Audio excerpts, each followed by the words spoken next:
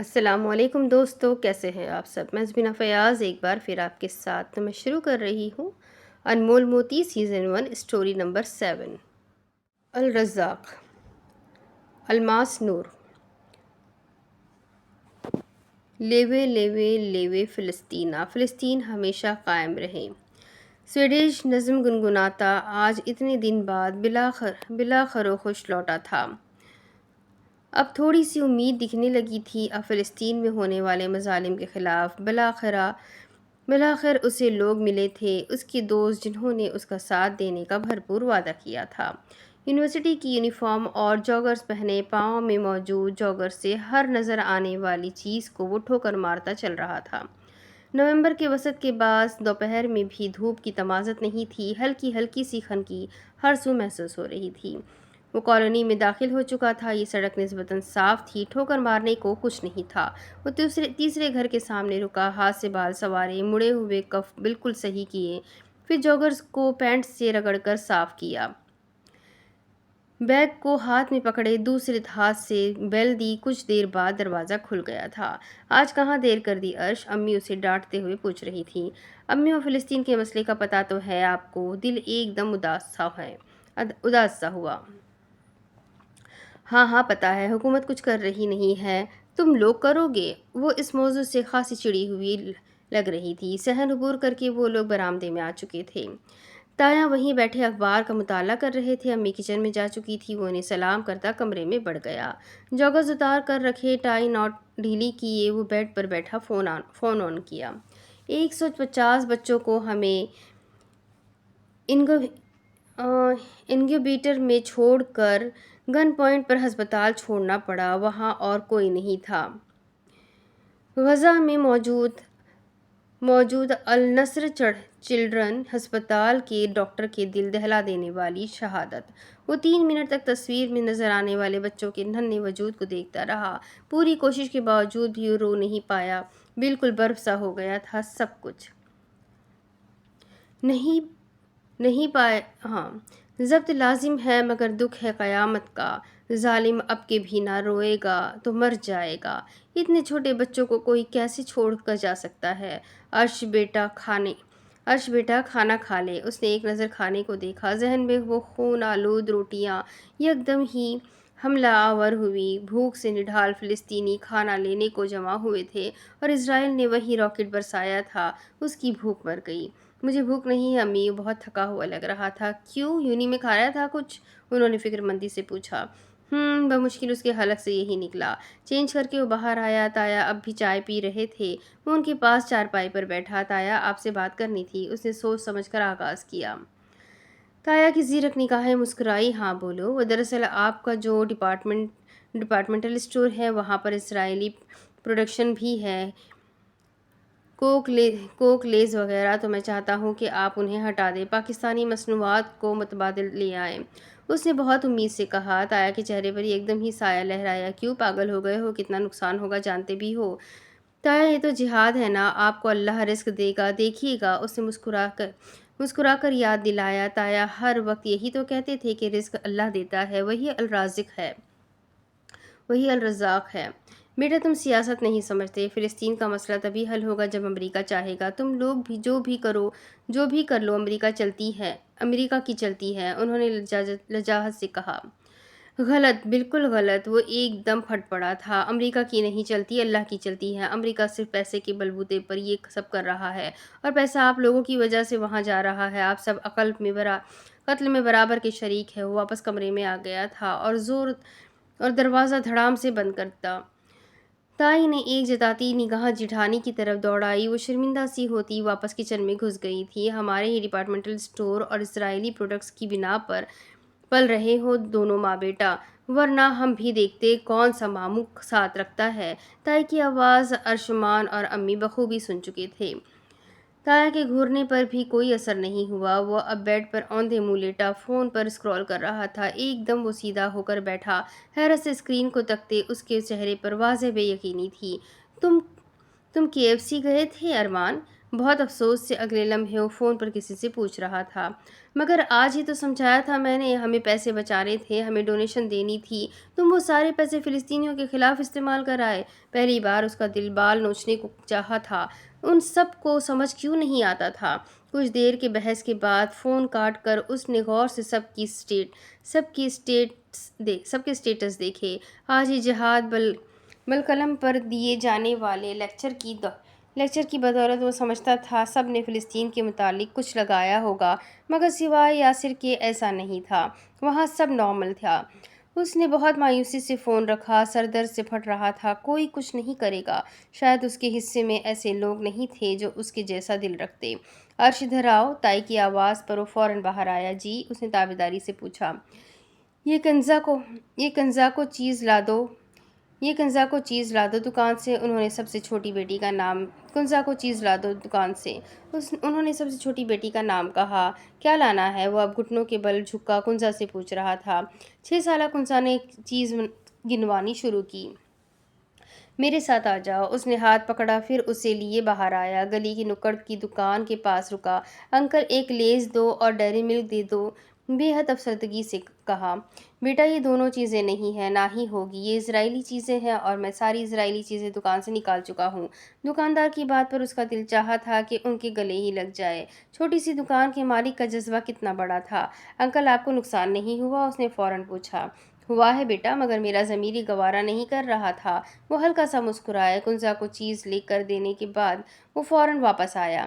Uncle مجھے video بنانی ہے آپ کی اور آپ کی دکان کی، اس سے لوگوں میں جذبہ آئے گا، اس نے بتایا تو وہ ذرا ہچکچائے تھے مگر پھر راضی ہو گئے۔ میں دعا کروں گا اللہ آپ کے رزق میں برکت دیں گے۔ اس نے ویڈیو پوسٹ کی، پھر جاتے جاتے کہا، بالکل مجھے یقین ہے جس نے یہ ہمت دی ہے وہ رزق بھی دے گا۔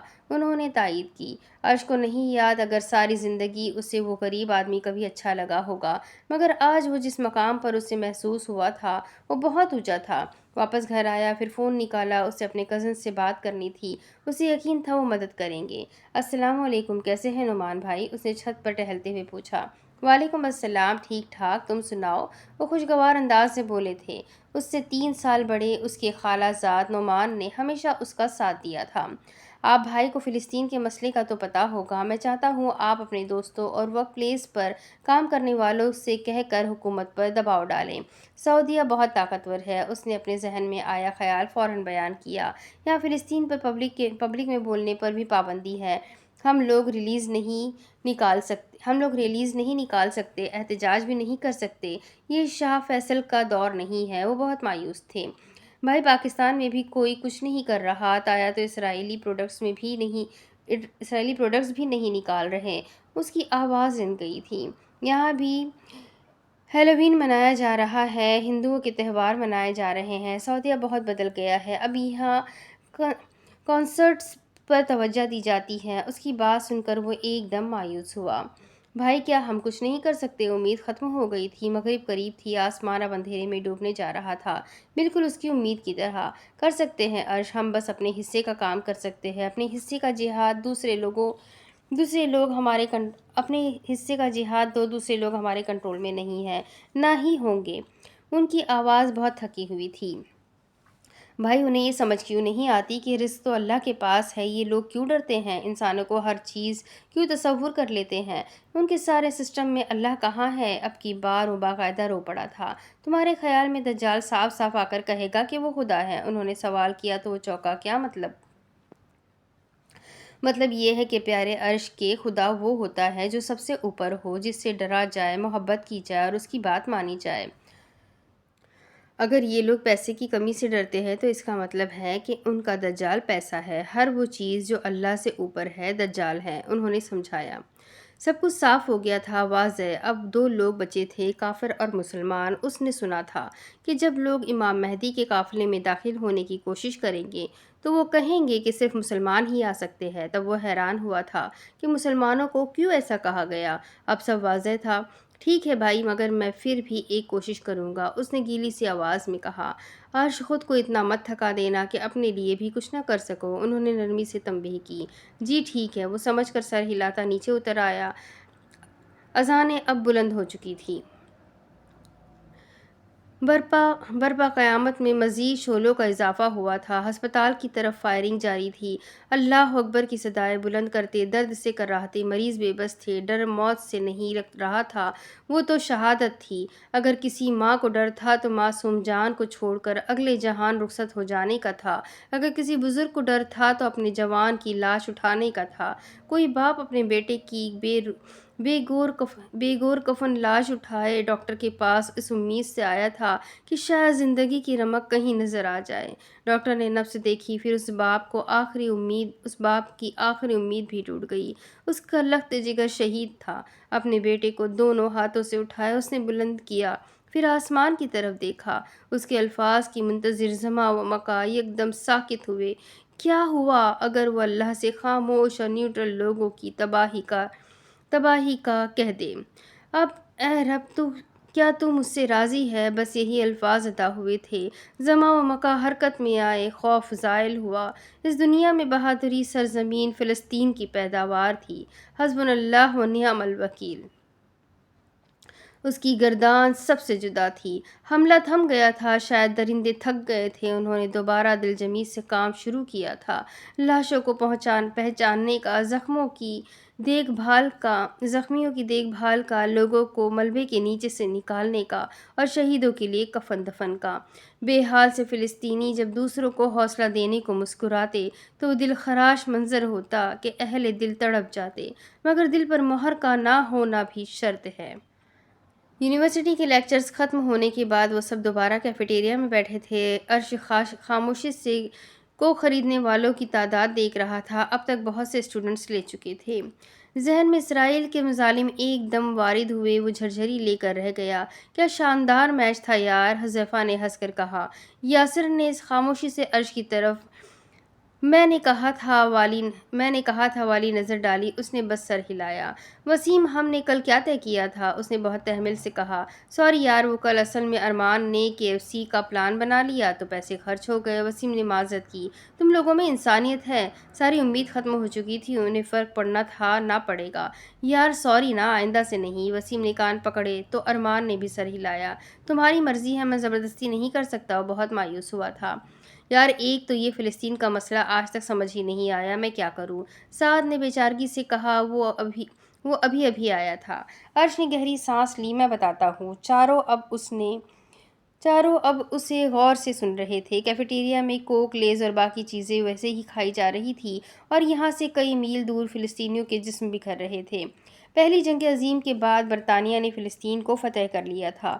اس نے وہاں کے لوگوں کو ایک الگ وطن دینے کا وعدہ کیا تھا، وہ وطن جو مسلمانوں کا ہوتا، کیونکہ اکثریت مسلمانوں کی تھی۔ وہ کہہ کر رکا۔ تو پھر؟ وسیم نے پوچھا۔ پھر برطانیہ نے اچانک جیمز بلفور نامی یہودی کے ساتھ معاہدہ کر لیا کہ وہاں یہودی ملک ہوگا۔ جیمز بلفور کے پاس زمین سے متعلق کوئی اختیار نہیں تھا، کیونکہ صرف 7 یا 8% زمین یہودیوں کی ملکیت تھی، جس کا دوسرا مطلب یہ تھا کہ اسرائیل ایک کالونزم تھی جس میں زمین پر ناجائز قبضہ تھا۔ وہ بہت دکھ سے کہہ رہا تھا۔ تو پھر یہ ملک کیوں کہتا ہے خود کو؟ ارمان نے بہت حیرت سے پوچھا۔ جب برطانیہ فلسطین کو چھوڑ گئی تو یونائیٹڈ نیشن قائم ہوئی۔ اس نے فوری طور پر اسرائیل کو ملک تسلیم کر لیا اور یہاں سے فسادات کا آغاز ہوا۔ 15,000 فلسطینیوں کو مار دیا گیا، بہت سے اپنے گھر چھوڑ گئے جو آج تک لوٹ نہیں سکے۔ صہیونیوں نے فلسطینیوں کو ویسٹ بینک، غزہ، ہیبریو اور یروشلم بھیج دیا۔ انہیں ہر بنیادی حق سے محروم کر دیا گیا۔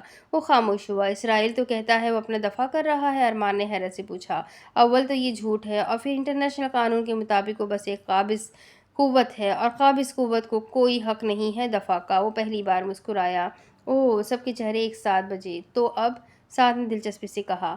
اب یہ کہ جو کچھ ہو رہا ہے ہمیں اس سے سبق لینا ہے۔ آج کل جنت بہت سستی ہو گئی ہے۔ ایک طرف فلسطینی ہے جو جسم کا ایک عضو کٹا کر شہید کا لقب لے رہے ہیں، اور ایک طرف ہم ہیں جو اپنے موبائل پر صرف پوسٹنگ کے ذریعے جہاد بالقلم کر کے مجاہد کا لقب پالیں گے، مگر لوگ نہیں سمجھتے۔ وہ بہت مایوس نظر آیا۔ جانتے ہو مصر نے 60 ٹن امداد اپنے بارڈر پر سے نہیں گزرنے دی۔ یاسر نے فون واپس رکھتے ہوئے بہت افسوس سے بتایا۔ بس ٹھیک ہے، ہم آواز اٹھائیں گے، مگر اس بائیکاٹ کا فائدہ کیا ہے؟ ارمان جذبس تھا۔ یہ تو ایک تیر سے دو شکار والی بات ہے۔ عمران کا سینئر تھا اور اکنامکس کا اسٹوڈنٹ تھا۔ چیئر گھسیٹ کر ان کے ساتھ بیٹھا۔ کیسے؟ سعد نے دلچسپی سے پوچھا۔ دیکھو، ہم اسرائیلی پروڈکٹس کا بائیکاٹ کریں گے، ساتھ ہی پاکستانی مصنوعات کے متبادل کے طور پر لائیں گے۔ اس سے یہ ہوگا کہ ہماری انڈسٹری گرو کرے گی، وہی خاص مال جو ہم باہر کے ملک بھیجتے ہیں ہمارے ہی ملک میں استعمال ہوگا۔ اس سے ہمارے ملک کو بہت فائدہ ہوگا، ہم معاشی طور پر مستحکم ہو جائیں گے۔ یہ جنگی حکومت عملی کمال ہے۔ اس نے پوری تقریر کر کے سامعین کو دیکھا۔ جوش سے چہرہ تمتما رہا تھا۔ اور جو لوگ بے روزگار ہوں گے ان کا کیا؟ ارمان نے سوال کیا تو عمر مسکرایا۔ بے وقوف انسان، جب ہماری انڈسٹری گرو کرے گی تو وہاں بھی تو لیبر کی ضرورت ہوگی، یہ تمام لوگ وہاں جاب کر لیں گے۔ اس نے اعتراض ختم کیا۔ باقی بھی حیرت سے اسے سن رہے تھے۔ تو پھر یہ سوشل میڈیا، یہ بھی تو انہی کا ہے، اس کا فائدہ بھی تو ان کو جا رہا ہے۔ سعد نے اعتراض اٹھایا۔ نہیں یار، دیکھو، اگر میری ایک بائیکاٹ کی پوسٹ کی وجہ سے لاکھوں لوگ بائیکاٹ کر کے ان کو $ملین نقصان پہنچاتے ہیں تو فائدہ کس کا؟ میرا۔ ہمیں ان کے ہتھیار ان کے خلاف استعمال کرنے ہیں۔ اگر سوشل میڈیا کا $1 دے رہے ہو تو ڈالر کا راستہ بند کر دو، عمر نے سمجھایا۔ ہمیں بس انہیں چیزوں کا بائیکاٹ کرنا ہے جن کا متبادل ہے، جن کا کوئی متبادل نہیں ہے وہ مجبوری ہے۔ عرش نے بات مکمل کی۔ تو پھر آج سے be Pakistani and buy Pakistani, Arman مسکرایا۔ بالکل پیارے بچوں۔ عرش کے بال بگاڑتا وہ اٹھ کر جانے لگا تو عرش اس کے پیچھے بھاگا۔ عمر بھائی رکے۔ ہاں، وہ واپس مڑا۔ ہم کینٹین سے شروع کریں؟ اس کی آنکھوں میں امید تھی۔ میں درخواست پرنسپل کو دے چکا ہوں۔ وہ آنکھ دباتا مسکرایا تو عرش بھی مسکرایا۔ بہت شکریہ، تمہاری ویڈیو دیکھی تھی، وہ دکاندار والی، ویل ڈن، یاد آنے پر سراہا۔ بہت شکریہ، عرش دوبارہ مسکرایا۔ آدھا بوجھ ایک دم سرک گیا تھا۔ سردی بڑھنے لگی تھی۔ وہی بارش جو پینے کے پانی کا سبب بنی تھی، ملبے تلے دبے لوگوں کے لیے مشکل پیدا کر رہی تھی۔ خیمے جو کپڑوں کو جوڑ کر بنائے گئے تھے بھیگ چکے تھے۔ پہلے سے بیمار اور زخمی لوگوں کو مزید مشکلات کا سامنا کرنا پڑ رہا تھا۔ بھوک سے بلکتے یتیم بچے اور فاسفورس بم کے پاس 4 ڈگری برن سے جلے مریض، سب بے بس تھے۔ کوئی بچہ ماں کے لیے بلک رہا تھا تو کوئی ماں کفن میں لپٹے اپنے لگتے جگر کو بازوؤں میں تھامے رو رہی تھی۔ کوئی باپ بے بسی سے ملبے کو دیکھ رہا تھا اور کوئی بچہ اپنے باپ کو پکارتا، بار بار آنسو مل کر صاف کرتا۔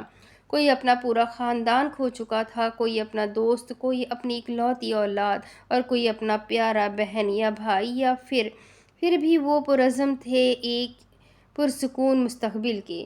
عالم عرب کی ساری بے حسی اور مسلمانوں کے اصل چہرے دیکھ لینے کے بعد بھی امید قائم تھی۔ شاید کوئی شاہ فیصل یا صلاح الدین ایوبی یا صدام حسین جاگ جائے، شاید کسی کے اندر ویسی ہی آگ جاگ جائے، شاید کوئی وسیلہ بن جائے۔ امی؟ وہ رات کے آخری پہر کسی 7 سالہ بچے کی طرح روتے ہوئے ماں کے پاس آیا تھا۔ ہاتھ میں پکڑے آئی پیڈ پر ایک تصویر روشن تھی، اس کے باپ کی۔ وہ اٹھ کر بیٹھے، لائٹ آن کی۔ عرش خاموشی سے آگے آیا، پھر ان کی گود میں سر رکھے لیٹ گیا، ایک ہاتھ سے آئی پیڈ کو سینے پر سختی سے بھیجے۔ کیا ہوا؟ انہوں نے سارے آنسو اپنے اندر اتارے، سوال کیا۔ امی، میں ابو کے بعد آپ کا آخری سہارا ہوں نا؟ اس نے بہت حسرت سے پوچھا۔ ہاں، مدھم سی آواز سنائی دی۔ کیسا ہو اگر ابھی میں کمرے سے باہر نکلوں تو کوئی مجھے گولی مار دے آپ کے سامنے؟ اس نے اس بار ان کو دیکھا۔ عرش بے اختیار ان کا ہاتھ دل تک گیا تھا۔ امی، آپ کو پتہ ہے ایسا ہوتا ہے؟ وہ اٹھ کر بیٹھا، آئی پیڈ پر کوئی ویڈیو پلے کی، ایک، پھر دوسری، پھر تیسری، ہر ایک میں ظلم زدہ تھا۔ اس بار عرش ہی نہیں، وہ بھی رو رہی تھی۔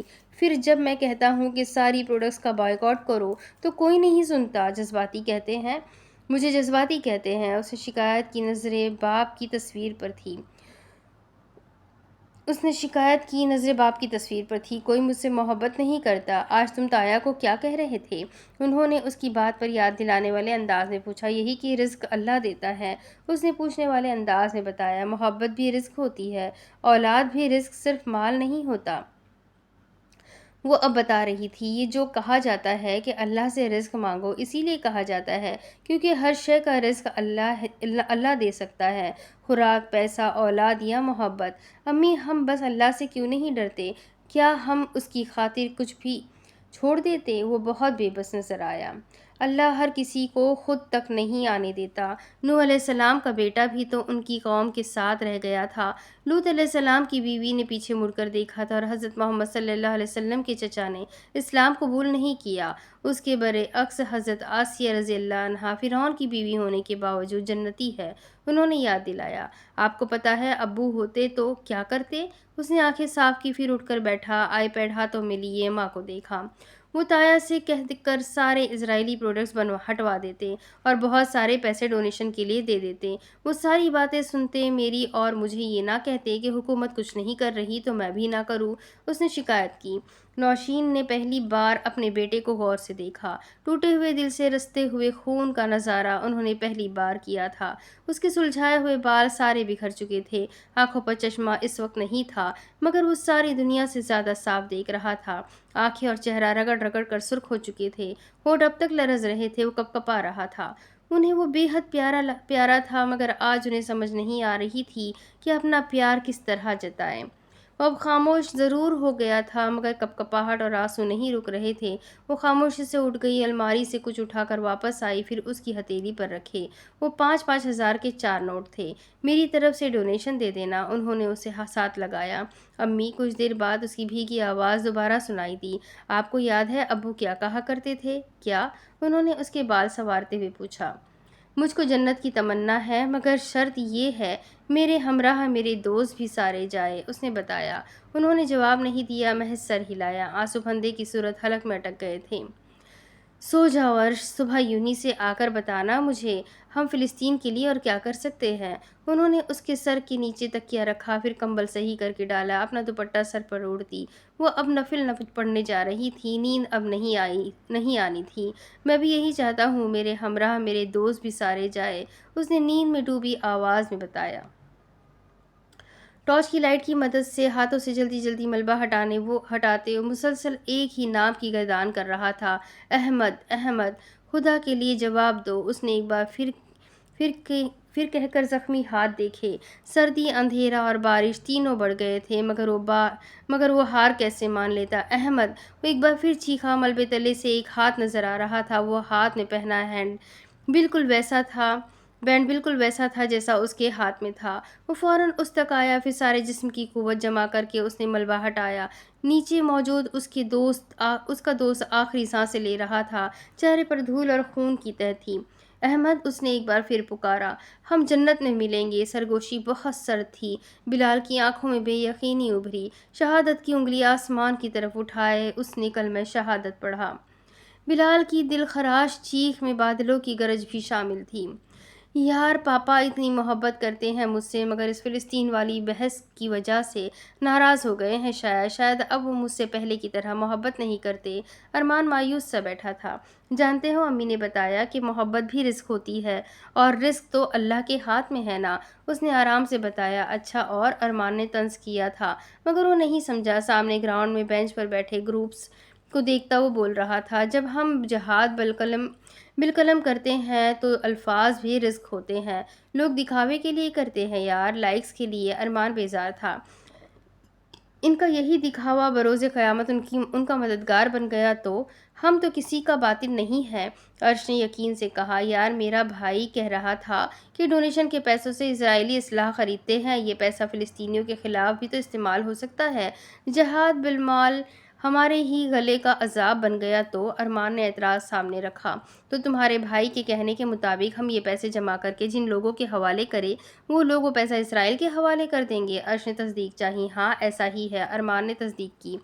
تمہارے اس سارے سسٹم میں اللہ کہاں ہے ارمان؟ یہاں تو صرف لوگ ہیں، محض لوگ۔ تمہیں لگتا ہے لوگ جو چاہے کر سکتے ہیں؟ اس نے نہایت افسوس سے کہا۔ لیکن اگر ایسا ہو گیا؟ ارمان نے ہار نہیں مانی۔ مجھے یہ بتاؤ ارمان، اگر کوئی مجاہد میدان جنگ میں اترتے ہی شہید ہو جائے تو کیا اللہ اس سے یہ کہیں گے کہ تم نے تو دشمن کا کوئی نقصان نہیں کیا، تو تم شہید نہیں ہو؟ بتاؤ، کہیں گے؟ عرش نے سنجیدگی سے پوچھا۔ ارمان کا سر نفی میں ہلا۔ یہ کیوں کہا جاتا ہے کہ اعمال کا دار و مدار نیتوں پر ہے؟ کیونکہ محض ہمارے پیسوں سے فلسطین آزاد نہیں ہو رہا، پھر ہمارا جہاد کیسے ہوا؟ کیونکہ سب اللہ کے ہاتھ میں ہے اور اللہ نیت دیکھتے ہیں، اس نے حتمی لہجے میں سمجھایا۔ تم صحیح کہہ رہے ہو، ارمان نے سمجھ کر سر ہلایا۔ جانتے ہو میرے ابو اشفاق احمد کے بہت بڑے فین تھے، اور اشفاق احمد کے باپ نے ایک بار ان سے کہا تھا کہ تم کون سا اپنے پلے سے دیتے ہو، تمہیں اللہ دیتا ہے تبھی تو تم دیتے ہو۔ اس بار اس نے ارمان کی طرف دیکھا، وہاں شرمندگی تھی، اسے اپنے طنز پر شرمندگی تھی، مگر عرش چہرے پڑھنے میں اچھا نہیں تھا۔ وہ سادہ سی مسکراہٹ کے ساتھ بولتا رہا، میرے ابو نے یہ بات پلے باندھ لی تھی، جو ہم دیتے ہیں وہ ہم نہیں دیتے، اللہ دلواتے ہیں، اللہ ہر ایک کو اپنے قریب نہیں آنے دیتے، اس کے لیے جدوجہد کرنی پڑتی ہے۔ اس نے بات ختم کر کے ارمان کو دیکھا، تم بہت مشکل ہو عرش۔ یہ اعتراف تھا یا شاید اعتراض، پتہ نہیں۔ اس نے کندھے اچکائے۔ چلو کلاس ہونے والی ہے۔ وہ اس کے ساتھ کوریڈور کی طرف بڑھ گیا۔ اوپر موجود درخت نے سب کچھ اپنے اندر سمو لیا تھا، وہ قیامت کے دن گواہی دینے کو تیار تھا۔ یونی سے پیدل ہی وہ گھر آتا تھا، یونی قریب تھی، سوچوں میں کب راستہ کٹا اسے پتہ نہیں چلا۔ بیل دی تو نوشین نے دروازہ کھولا، اس کا ماتھا چوم کر اندر لیے بڑھ گئی۔ وہ کمرے میں آ گیا تھا، برآمدے سے تایا کی آوازیں صاف آ رہی تھی، وہ کاروبار میں ہونے والے خسارے کی بات کر رہے تھے۔ عرش تلخی سے مسکرایا، آج ہی اس نے معمولی سے دکاندار کے بچے کو نئے جوتوں میں دیکھا تھا، اللہ جسے چاہے رزق دے سکتا ہے۔ امی کھانا لیے اندر آئی تو اس نے انہیں ساتھ بٹھایا۔ تایا کو پھر خسارہ ہوا ہے؟ اس نے آرام سے پوچھا۔ ہاں، وہ پریشان نظر آئی۔ آپ کو پتہ ہے گلی کی نکڑ پر جو دکان ہے اس کے مالک نے ساری اسرائیلی پروڈکٹس ہٹا دی تھی، آج اس کا بیٹا بالکل نئے جوتے پہن کر جا رہا تھا۔ اس نے مسکرا کر بتایا تو وہ بھی مسکرائی۔ یہ تو اس دنیا کا اجر ہے، سوچیں امی جنت میں کیا رتبہ ہوگا۔ وہ حسرت سے مسکرایا، میرا بیٹا بھی تو مجاہد ہے، لہجے میں مان تھا۔ جی بالکل، میں بھی شہید ہوں گا۔ سوچیں امی کتنا مزہ آئے گا نا جب جنت میں آپ، میں اور ابو اور تمام فلسطینی شہید، کسی تصور سے اس کی آنکھیں جگمگائیں۔ کوئی اتنا خوبصورت بھی لگ سکتا ہے؟ نوشین نے بھی اتنا بے اختیار سوچا۔ ہاں بالکل، انہوں نے تائید کی۔ امی ارمان کہہ رہا تھا میں مشکل ہوں؟ وہ مسکرایا۔ ہاں تم ہو، اپنا اسماعیل قربان کر دینے والے ہوتے ہو۔ وہ نم آنکھوں سے مسکرائی۔ کیا مطلب؟ اس نے حیرت سے پوچھا۔ اسماعیل سب سے محبوب چیز ہوتی ہے عرش، وہ چیز جسے قربان کرنا سہانے روح ہو۔ اللہ کی دوستی اسماعیل کو قربان کر کے ملتی ہے، انہوں نے بتایا تو مسکرایا۔ میرا اب بھی وہ ساری چیزیں کھانے کا دل کرتا ہے، شرمندہ سا اعتراف کیا۔ کوئی بات نہیں بیٹا، تم اپنا 100% دے رہے ہو، سوچوں پر کسی کا اختیار نہیں ہوتا، انہوں نے حوصلہ دیا۔ آپ دعا کیا کرے کہ مجھے بھی مجاہد کا لقب مل جائے، دنیا جہاں کی حسرت سموئے۔ اس نے کہا تھا میں کروں گی، وہ کہہ کر اٹھ گئی۔ کھانا کھا کر اس نے فون دوبارہ آن کیا۔ سوشل میڈیا کی جنگ، وہ کسی طور ہارنے کا رسک نہیں لے سکتے تھے، چاہے کوئی ساتھ دے یا نہ دے، مگر وہ فلسطین کے حق میں پوسٹ کرتا رہے گا، اسے یہ کرنا تھا۔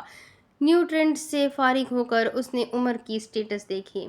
کاش سب ہمارا ساتھ دیتے عمر بھائی، بہت افسردگی سے میسج کیا، اور یہ آنکھیں نہیں ہیں مگر دل جو اندھے ہے۔ جواب میں عمر نے آیت بھیجی، پھر اگلا میسج آیا، فکر مت کرو عرش، ہم کامیاب ہو جائیں گے۔ مجھے سمجھ نہیں آتی کہ ان کو کیا چیز روکتی ہے، اس نے اب بھی سوال کیا۔ ان کے دلوں میں مال کی محبت شدید ہے۔ عمر کا جواب اسکرین پر چمکا تو عرش کے چہرے پر اداس مسکراہٹ پھیلی۔ یہ بات سچ تھی۔ ایسے تو بہت وقت لگے گا، اس نے مایوسی سے بتایا۔ نہیں عرش، ہماری کوششیں رنگ لا رہی ہے، فرق پڑ رہا ہے۔ جانتے ہو امتیاز نے اپنی مارکیٹ سے ساری اسرائیلی پروڈکٹس ہٹا دی ہے، اور کولا نیکسٹ نے 7 اپ اور مرنڈا کے ذائقے متعارف کروائے ہیں۔ اس کا جواب سن کر وہ بہت مسرور ہوا تھا۔ تو ٹھیک ہے، ہم سوشل میڈیا کی جنگ کبھی نہیں ہاریں گے۔ جوش سے چہرہ تمتما گیا۔ ہاں بالکل، عمر نے جواب دے کر الوداعی الفاظ کہے۔ غزہ کے ایک ڈاکٹر نے کہا تھا غزہ کے لوگ دو بار مرتے ہیں، ایک بار اسرائیلی کے حملوں سے اور ایک بار بحران کے جھوٹ سے۔ ان کے حملے روکنے کی ہمت نہیں تھی اس میں، مگر وہ فلسطینیوں کو ان کے جھوٹ سے 2 بار مرنے سے بچا سکتا تھا۔ اسے انہیں بتانا تھا کہ اسرائیلی بس ایک ناجائز قابض قوت ہے، جسے دفاع کا بھی کوئی حق نہیں، جس نے سارے انٹرنیشنل قانون توڑے ہیں، جس نے انٹرنیشنل طور پر بینڈ فاسفورس بم استعمال کیے ہیں، جس نے عام شہریوں کو ٹارگٹ کیا ہے، جس نے معصوم بچوں کی جان لی ہے۔ اس سفر میں اس کے ساتھ وہی ہوتا جسے اللہ موقع دیتے۔ اللہ ہر کسی کو نہیں چن لیتے، جان لگانی پڑتی ہے، محنت کرنی پڑتی ہے۔ اسے اب کسی چیز کا ڈر نہیں تھا۔ تایا کے ناراض ہونے کا، دوستوں کے برا ماننے کا یا پھر ناکام ہونے کا، اگر ہر شے جو سروائیو کرنے کے لیے ضروری ہے وہ رزق ہے تو پھر اسے یہ الرزاق سے مانگنی تھی۔ تو یہ کہانی یہی ختم ہوتی ہے۔ بہت ہارٹ ٹچنگ تھی، جو سچ مچ میں ہو رہا ہے، چل رہا ہے، حقیقت کو مد نظر رکھتے ہوئے یہ کہانی بیان کی گئی ہے۔ تو امید کرتی ہوں آپ سب کو ضرور پسند آئی ہوگی۔ ہم سب کو بھی اپنا حصہ ضرور اس میں ڈالنا ہے، اپنی طرف سے اپنی کوشش ضرور کرنی ہے، ہر اسرائیلی پروڈکٹس کو بائیکاٹ ضرور کرنا ہے۔ تو میرے اس ناول کو آپ سب لوگ لائک کریں، اس ویڈیو کو ضرور شیئر کریں تاکہ لوگوں تک اس ناول سے کیا گیا میسج، اس اسٹوری سے پہنچایا گیا میسج سب تک پہنچ سکے۔ تو ملتے ہیں اگلے ویڈیو میں ایک نئی کہانی کے ساتھ، اسی کہانی کی اسی کتاب کی اگلی سٹوری کے ساتھ میں پھر ملتی ہوں آپ سے۔ تب تک کے لیے اپنا خوب سارا خیال رکھیں، مجھے بھی دعاؤں میں یاد رکھیں۔ اللہ حافظ۔